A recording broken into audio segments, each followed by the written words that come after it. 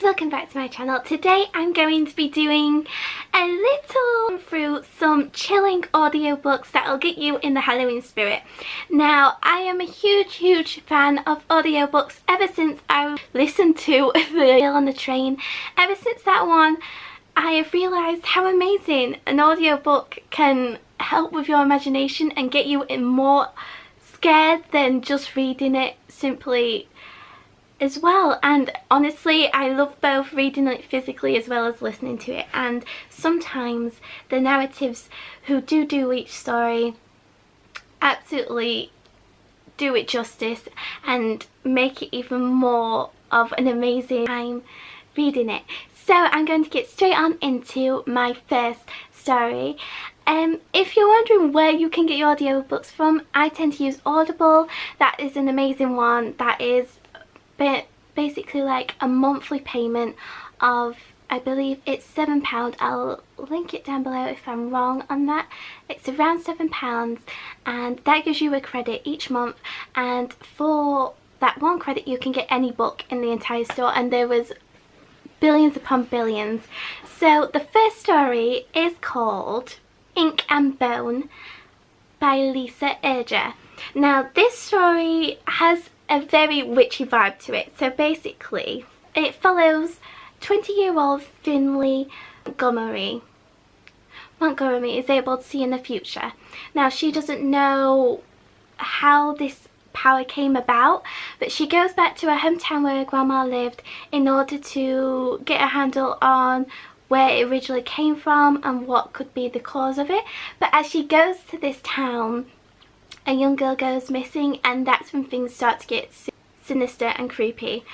And it is truly like a psychological horror if you're into those kind of ones, and a very good mystery all in all, and a very good one to get you in the Halloween spirit as well. If you're a person that is a lover of mystery stories around Agatha Christie and Poirot and all that good stuff, you will love The Woman in Cabin 10 by Ruth Ware. Now, I originally read her debut novel, Into the Woods, really enjoyed it. I really liked her writing style and really liked the twist at the end that that book did have. Now this one follows Lo. She is a journalist, and one of her jobs is to go on a luxury cruise. That sounds amazing.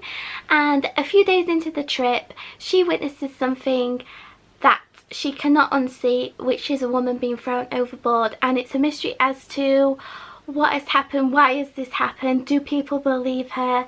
And it's a really good one if you're wanting a different kind of backstory as well. With it being on a cruise ship, not many mysteries are, and I find it gives a really refreshing twist to mysteries that we have read quite so often. And it is a very good one if you're into a whodunit. It is a very good one for that. Now the next one is really different book to I've ever listened to before, and it is I'm Thinking About Ending Things by Ian Reid. So basically it follows a couple. Now this couple is on the way to family's home for the first time to meet the parents, and this home is in a rural farmland, and on the way to the farmhouse they tend to get lost along the way and end up at his old high school.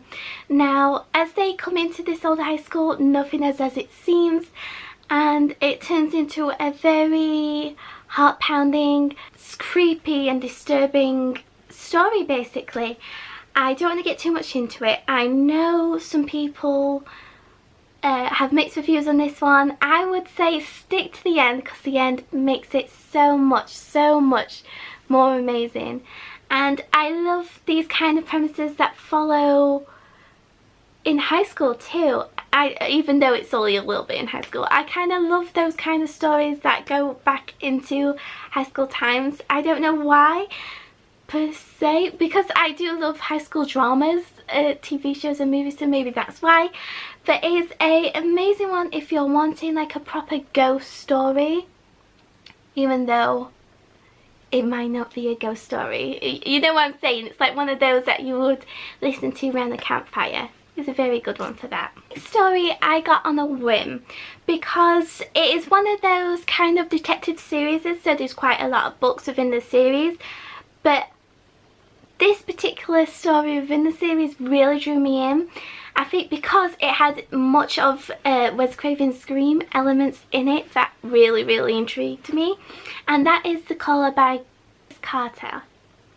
Now this story follows Detective Robert Hunter as he is been assigned a case. Now this case is something that is purely out of nightmares, and the reason why I involved this in this video is because the narrator is so amazing at describing the scene in so much detail and gives a chilling voice, which I'll get into in a moment. So basically it starts off with a lady getting ready for the night. She's just gone in the shower. She gets a FaceTime call from her best friend, so of course she has to sit thinking, oh, she maybe needs to catch up.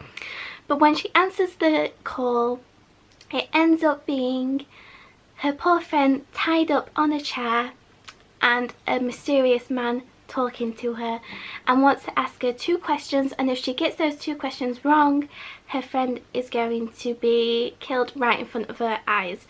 Now I would say this was not for the faint-hearted. I truly was horrified in terms of how this serial killer did his, well, how the crime scene was unfolded and what he did to his victims was purely something I have never seen before and really stayed in my mind. If you're into your detective novels, I really like ones that are quite on the extreme side, you would really enjoy this.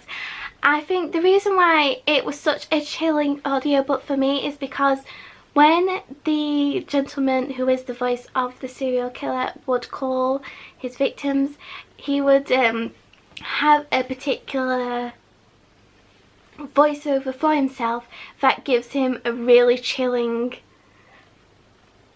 way of speaking, and it's kind of like in a way robotic as well as it's got really chilling feeling behind it, and I think that makes it even more of an intriguing story because it's like one of those stories I don't want to say too much because truly is a whodunit, of course, but it's scary how something like this could happen and possibly could happen. And it also, as you get into the detective's mind and as he is going into the victims' houses, is able to pick up on things, and things that you probably would not have thought people do in their homes for a particular reason. And I kind of really enjoyed that kind of bit of the book as well, and it is a good one if you're wanting a Scream reminisce. That is truly what I got it for, and it did not disappoint. My last story is It by Stephen King, which I recently got an audiobook and I've been really enjoying. I haven't actually read the actual book myself, that's why I wanted to get the audiobook after watching the film and really enjoying it. And the narrator is so enthusiastic and puts so much effort into every single character. I am maybe 1/4 the way through and loving it still, and again, it's so detailed, descriptive, and I feel if you have a good narrative, it makes the whole story even more enticing, and this guy blows it away. So if you're looking for Stephen King to read this Halloween, definitely check that one out. So I really hope you guys enjoyed this video. If you have read any audiobooks that have left a chill down your spine this Halloween, please let me know. I'd love to know because as you can see, I'm a huge fan of them. So, and also if you've read any of these or listened to any of these, let me know as well because I'd love to hear your thoughts. And I really hope you guys have a lovely day, and I'll see you tomorrow.